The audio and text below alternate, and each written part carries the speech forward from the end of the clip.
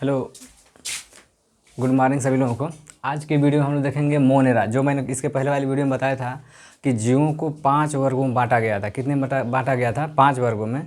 और विटेकर नामक साइंटिस्ट ने बांटा था 5 में। जैसे मैंने बताया था, पहला मोनेरा होगा, दूसरा प्रोटिस्टा होगा, तीसरा मैंने बताया था फंगी होगा, चौथे पे प्लांटी होगा, 5वें हमारा एनिमिलिया होगा। तो इस 5 वर्गों में जो वर्गीकृत किया गया था विटेकर के द्वारा, उसी में से पहला आज हम आपको बता रहे हैं मोनेरा। तो मोनेरा के यहाँ पे बारे में देखेंगे, लिखा गया जनरल कैरेक्टर ऑफ मोनेरा। तो इसका मतलब होगा मोनेरा का सामान्य लक्षण बताइए। तो यहाँ देखिए मैंने लिखा है सामान्य लक्षण, मतलब मोनेरा में जो जंतु आएंगे उनका सामान्य लक्षण क्या होगा। आप कैसे पहचानेंगे कि ये मोनेरा में रखा जाएगा और ये प्रोटिस्टा में आएगा और ये फंगी में आएगा। तो इस तरीके से मोनेरा के जितने भी कैरेक्टर होते हैं मैंने यहाँ पर मेंशन किया है। एक एक कैरेक्टर को आप ध्यान से देखिए और इस कैरेक्टर को पढ़ते हुए चलिए, तो आपको पता चल जाएगा कि कैसे जंतु को मोनेरा में रखा जाता है। तो जैसे मैंने यहाँ पे पहला कहा है कि इधर देखिए पहले नंबर पे हमारा है कि ये लोग एक कोशिकी होते हैं और एक कोशिकी को यूनिसेलुलर बोलते हैं। ऑर्गेनिज्म का मतलब जीव। तो मोनेरा में वही लोग आएंगे जिनकी बॉडी एक कोशिका से बनी होगी। एक कोशिकी का मतलब ये होता है कि जिस जीव का संपूर्ण बॉडी का निर्माण केवल एक कोशिका से होता है, ऐसे जीव को क्या बोलते हैं? एक कोशिकी बोलते हैं। क्या बोलेंगे? एक कोशिकी। दूसरे नंबर पे है कि इसकी बॉडी जो एक कोशिका से बनी होगी, उस कोशिका के अंदर कह रहा है दे कंटेन 70 राइबोसोम। तो उसके अंदर राइबोसोम कौन सा होगा? तो इसके पहले मैंने बताया था आपको कि जो राइबोसोम होता है यह 2 प्रकार का होता है। एक होता है 70S और एक होता है 80S। तो इसमें से कह रहा है कि 70S वाला राइबोसोम मोनेरा में जो कोशिकाएं पाए जाएंगी या जो मोनेरा को बनाएंगी कोशिकाएं, उन कोशिका में जो राइबोसोम होगा वह 70S का होगा। कितने का होगा? 70S का होगा। दूसरे नंबर पे ये कह रहा है कि ये जो DNA naked and do not nuclear membrane, तो इसके अंदर जो डीएनए होगा वो कह सकते हैं कि नेक्ड का मतलब है नंगा होगा, यानी उसके ऊपर से न्यूक्लियर मेम्ब्रेन नहीं होगा। मतलब जैसे मैं कह दूं कि ये लोग किसके बने हैं? तो भाई प्रोकैरियोटिक सेल के बने हैं। यहाँ पर और एक ऐड कर सकते हैं कि ये किसके बने होते हैं? तो ये लोग प्रोकैरियोटिक कोशिका के बने होते हैं। किसके बने होते हैं? प्रोकैरियोटिक सेल के बने होते हैं। तो प्रोकैरियोटिक सेल में यही होता है कि जिसमें केंद्रक नहीं पाया जाता है। तो ऐसे में ये कहेंगे कि जो यहाँ पे देखेंगे डीएनए होगा, डीएनए हमेशा केंद्रक के अंदर होता है, लेकिन केंद्रक नहीं होगा तो ये डीएनए डायरेक्ट साइटोप्लाज्म में पाया जाता है। किस में पाया जाएगा? साइटोप्लाज्म में। तो वही लिखा है कि इसके पास इसके में जो न्यूक्लियर मेम्ब्रेन होगा वह न्यूक्लियर मेम्ब्रेन इसके अनुवांशिक पदार्थ के ऊपर नहीं होता है। अगला लिखा है इट लैक ऑर्गेनेल्स, इसमें कोशिकांग नहीं पाए जाएंगे। तो इसमें कोशिकांग नहीं पाए जाएंगे। तो मैंने बताया था कि प्रोकैरियोटिक सेल का बना है। किसका बना है भाई? ये प्रोकैरियोटिक सेल का बना है। तो इसके पहले वाली वीडियो में मैंने बताया था कि प्रोकैरियोटिक और यूकैरियोटिक क्या होते हैं। तो यूकैरियोटिक का मतलब होता है जिसमें सारे ऑर्गेनेल्स प्रेजेंट हों, उसे हम यूकैरियोटिक बोलेंगे। और प्रोकैरियोटिक में कोई भी कोशिकांग नहीं होता है, बस एक होता है जो मैंने यहाँ पे सामने लिखा है राइबोसोम। क्या लिखा है? राइबोसोम लिखा है। तो इसमें इट लैक ऑर्गेनेल्स में कौन होंगे? लाइक का मतलब जैसे, तो जैसे mitochondria, lysosome, plastid, Golgi body, endoplasmic reticulum और सेंट्रोसोम। ये सभी कोशिकाएं क्या होते हैं? मोनेरा में जितने भी जीव आएंगे उन लोगों में ये mitochondria, lysosome, plastid, Golgi complex वगैरह नहीं पाया जाता है। आगे इसके बाद लिखा गया कि दे प्रोड्यूस एसेक्सुअल, ये अलैंगिक जनन के द्वारा नए जीव को जन्म देते हैं। बाई किसके द्वारा? तो बाइनरी फिजन और लिखा है बर्डिंग। तो बाइनरी फिजन का मतलब ये होता है, इसका उदाहरण क्या भाई? बैक्टीरिया। तो बैक्टीरिया बाइनरी फिजन करेगा तो यहीं बीच में से डिवाइड हो जाएगा और यहीं से 2 नए बैक्टीरिया का निर्माण कर देगा। तो इस प्रक्रिया को बोलते हैं बाइनरी फिजन। क्या बोलेंगे? Binary fission. दूसरी प्रक्रिया में कह रहा है कि बर्डिंग है। तो बर्डिंग का मतलब ये होता है कि इसमें ईस्ट भी आता है, ईस्ट भी बर्डिंग करता है, एक कवक है। तो इसमें बैक्टीरिया के बाहर उभाड़ बनेगा, बैक्टीरिया के बॉडी के बाहर उभाड़ बनेगा जिसे बड बोलेंगे, और यह बड यहीं से टूट करके नए बैक्टीरिया का निर्माण कर देगा। तो इसमें जो रिप्रोडक्शन यानी जनन होगा, जनन में कह रहा है एसेक्सुअल के द्वारा होता है, अलैंगिक जनन होता है। तो अलैंगिक जनन बाई किसके द्वारा होगा? तो बाइनरी फिजन के द्वारा होगा और बर्डिंग के द्वारा। बाइनरी फिजन का मतलब मैंने बता दिया कि जो ना इसको बोलते हैं कि द्विव विखंडन बोलते हैं इसका हिंदी। तो द्विव विखंडन का मतलब जिसमें जीव की जो सिंगल बॉडी होती है वह 2 बॉडी में डिवाइड हो जाती है, इसी को द्विव विखंडन या इंग्लिश में बाइनरी फिजन बोलेंगे। बर्डिंग का मतलब होता है बॉडी के बाहर एक बड बनेगा और यह बड कुछ समय के बाद इससे अलग होकर के नए जीव को निर्माण करेगा। तो इस तरह से जो इसमें रिप्रोडक्शन होता है वह हमारा हो जाएगा कि यह बाइनरी फिजन होगा और बर्डिंग होगा। इसके बाद मैंने लिखा है कि दे show different mode nutrition. Nutrition का मतलब होता है भाई पोषण, इसका हिंदी क्या हो जाएगा, पोषण हो जाएगा। तो पोषण का मतलब क्या होता है, इसमें पोषण मतलब इसमें जो मोनेरा में सदस्य आते हैं वो विभिन्न तरीके से भोजन को लेते हैं। तो पोषण में कह रहा है कि डिफरेंट मोड, क्या लिखा है यहाँ पे, डिफरेंट मोड, कई विधि द्वारा या कई तरीके से अपना न्यूट्रिशन लेते हैं। तो कह रहा है कौन कौन से, तो पहला लिखा है ऑटोट्रॉपस, ये लोग स्वपोषी भी होते हैं। क्या हो जाएंगे, इसमें जो लोग आएंगे उसमें से कुछ लोग स्वपोषी होते हैं।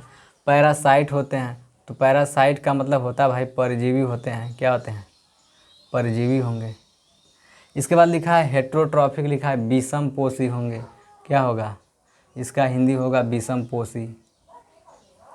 इसके बाद लिखा है सेप्रोफिटिक का मतलब होता है मृतोपजीवी होंगे। क्या होंगे, मृतोपजीवी होंगे। क्या होंगे, मृतोपजीवी होंगे। तो इस वर्ड का मतलब मैं बता दे रहा हूँ कि जो इसके अंतर्गत कौन आएगा भाई, बैक्टीरिया आएगा। उदाहरण में कौन होगा, बैक्टीरिया आएगा।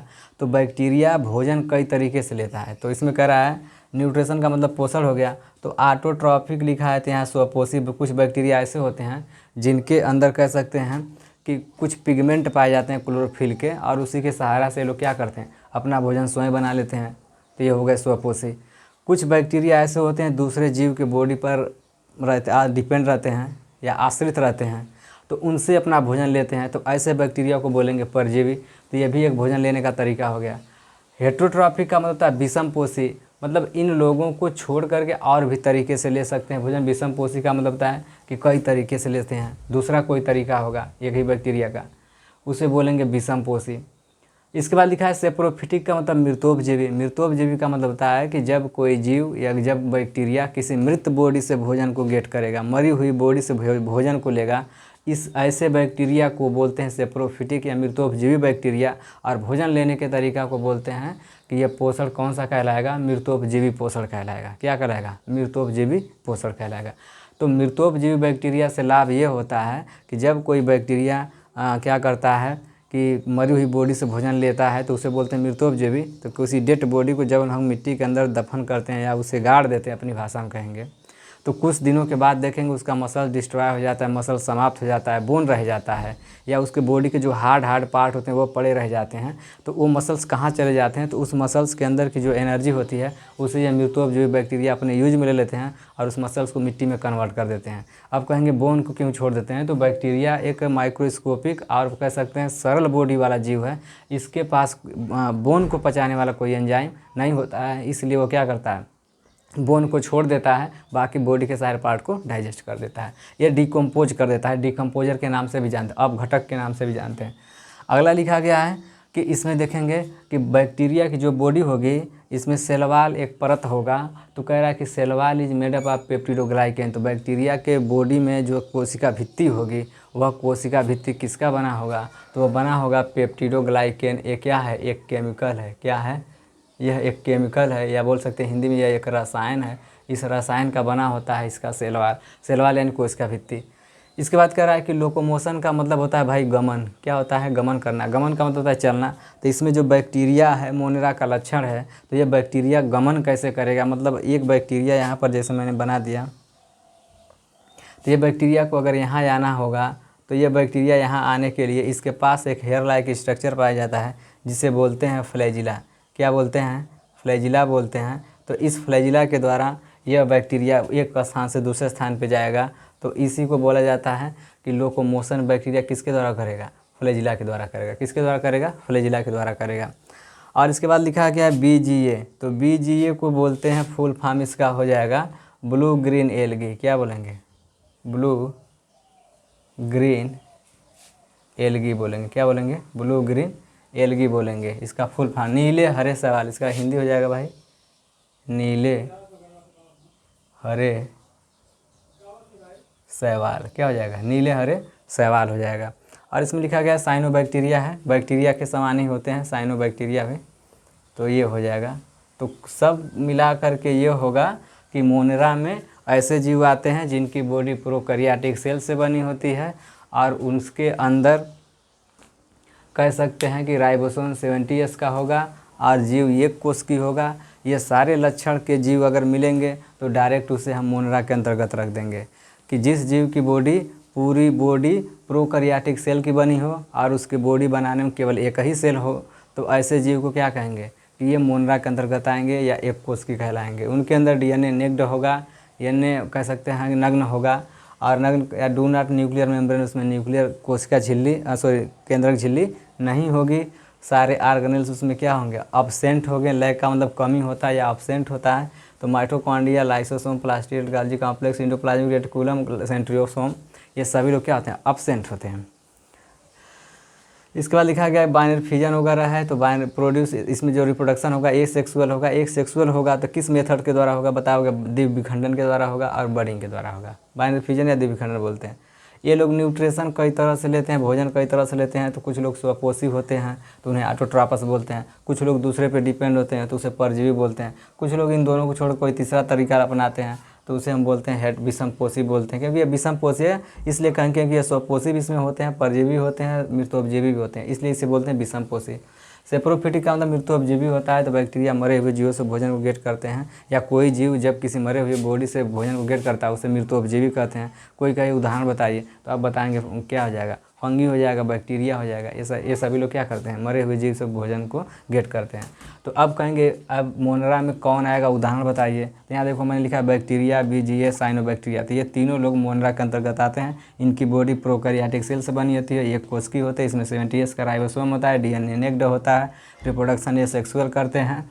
और इन लोगों के अंदर बाइनरी फिजन होता है और डिफरेंट तरीके से मोड ऑफ न्यूट्रिशन लेते हैं। तो आज के वीडियो में यही आपको मिलेगा। अगली वीडियो में आपको मिलेगा डिटेल बैक्टीरिया के बारे में कि बैक्टीरिया क्या होता है। बैक्टीरिया के बारे में डिटेल आपको मिलेगा कि मोनरा के अंतर्गत बैक्टीरिया आता है। एक को पढ़ लेंगे सारी चीज़ पे लॉन्च हो जाएगा, क्योंकि ये भी बैक्टीरिया है, ये भी बैक्टीरिया है। ठीक है, आज के लिए इतना है।